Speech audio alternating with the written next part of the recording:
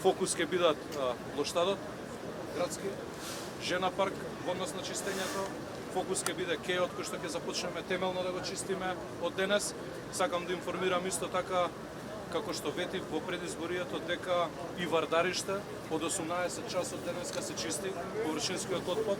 Но во наредниве денови ќе биде ангажирана и компанија која што ќе започне со процес на одгасување на депонијата, што значи дека не одстапувам од идејата, согласно физибилити студијата, да нашиот народ таму во делот Газибаба, но и делот аеродром добијат парк кој што ќе може да го користат заедно со своите семејства.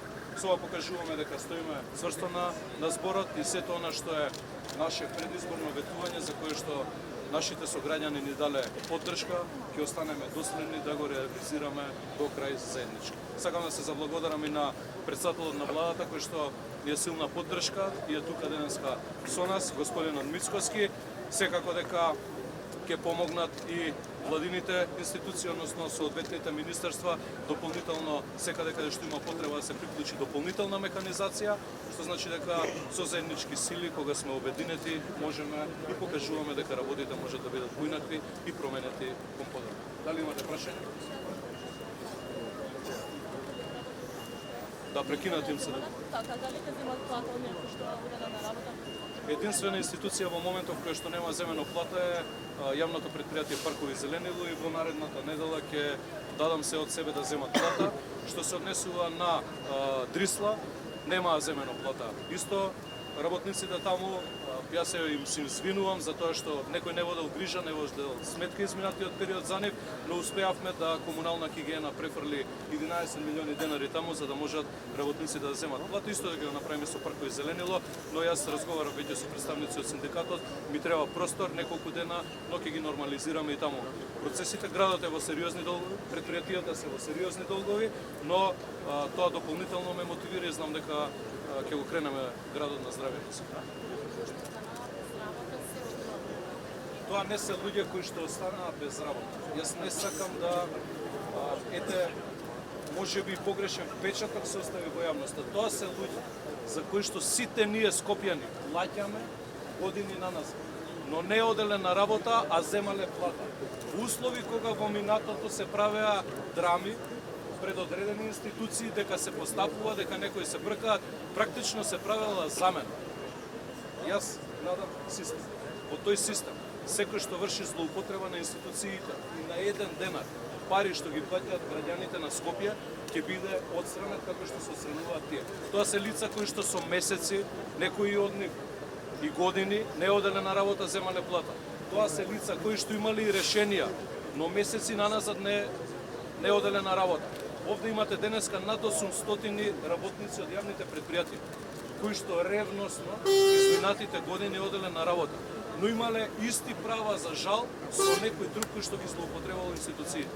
Моја работа е да изградам систем во кој што сите ќе имаме еднакви права и можности. Тој систем се гради на ваков начин.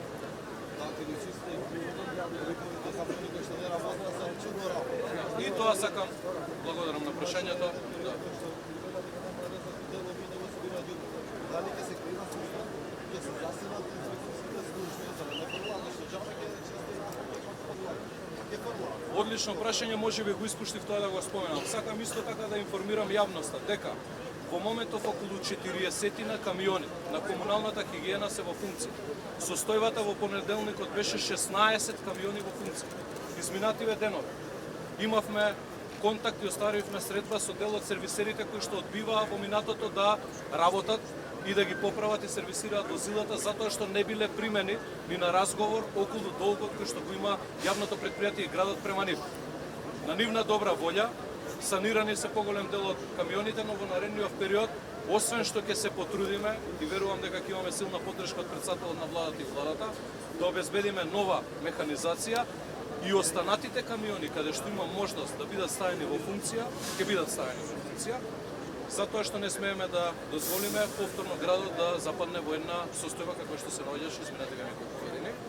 Дополнително во однос на инспекцијските служби, уште од вечерва ќе има инспекцијски служби и ќе во наредниот период, во некој од наредните седмици ќе биде донесена одлука во однос на одлагањето на отпадот во цел урбан дел во градот, временски ќе се знае како што било во минатото имало одлуки кога имало некогаш ред, до колку часот може да се одлага отпад, а од колку часот до колку часот службите да действуваат. Така да уште од вечерва инспекцијските служби се на терен и ќе продолжат да бидат во наредниот период. И никој нема да биде толериран или пак амнестиран ако несовесно се однесува према животната средина. Имаме помош и од општини надвор од Скопје. Да се заблагодарам на колегата од Кавадарци кој што традиционално изминатиот период помагаше на градот Скопје и на скопјани. Да се заблагодарам на колегата Билал Касами кој што исто така со одредена механизација помогна и останатите сите кои што се вклучи Иван Јорданов од Штип, Марко Колев од Белес. И се извинувам ако некој го испуштам, особено да се заблагодарам на скопските градоначалници кои што се тука со целата механизација и така ќе продолжиме во наредните денови додека не ја завршиме.